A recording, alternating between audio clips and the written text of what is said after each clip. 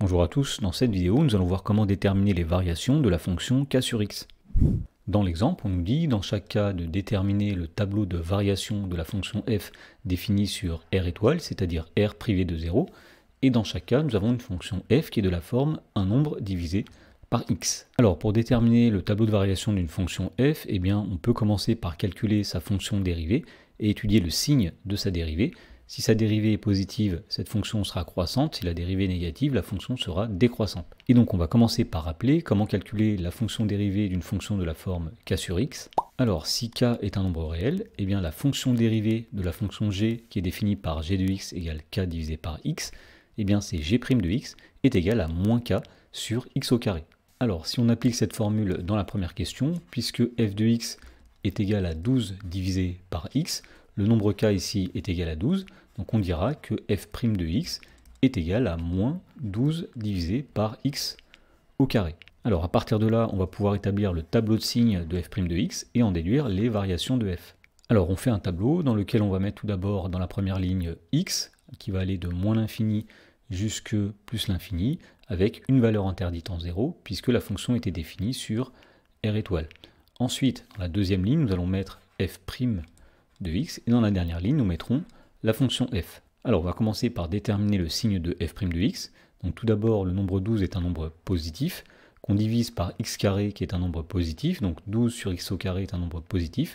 Puisqu'on en prend l'opposé, eh bien moins 12 sur x au carré sera un nombre négatif. Donc dans le tableau, nous allons mettre ici un moins et ici un moins. Donc puisque la dérivée est négative sur l'intervalle moins l'infini 0, cela veut dire que la fonction f est décroissante sur l'intervalle moins l'infini 0. De même, puisque la dérivée est négative sur l'intervalle 0 plus l'infini, on va dire que la fonction f est décroissante sur l'intervalle 0 plus l'infini. Dans la question 2, on nous dit cette fois-ci que f de x est égal à moins 7 sur x. Et donc, comme dans la première question, on va commencer par calculer la fonction dérivée de f. Alors f' de x est égal, puisqu'ici le nombre k est égal à moins 7, si on applique la formule que nous avons rappelée, nous dirons que f' de x est égal à moins 7 divisé par x au carré.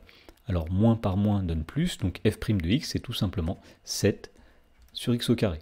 Voilà, donc maintenant on va étudier le signe de la dérivée pour avoir les variations de f. Donc dans la première ligne du tableau, nous mettrons x qui va de moins l'infini à plus l'infini, avec une valeur interdite en 0, puisque là encore la fonction est définie sur r étoile, c'est-à-dire r privé de 0. Dans la deuxième ligne, nous mettrons la dérivée, donc ici f' de x. Alors, puisque f' de x c'est 7, un nombre positif, divisé par x carré, un nombre positif, eh bien la dérivée sera un nombre positif, puisque c'est le quotient de deux nombres positifs. Donc ici nous mettrons un plus, et ici nous mettrons aussi un plus. Et enfin, dans la dernière ligne, nous mettrons la fonction f. Alors, puisque la dérivée est positive sur l'intervalle moins l'infini 0, eh bien nous dirons que f est croissante sur l'intervalle moins l'infini 0. De même, puisque la dérivée est positive sur l'intervalle 0 plus l'infini, nous dirons que f est croissante sur l'intervalle 0 plus l'infini.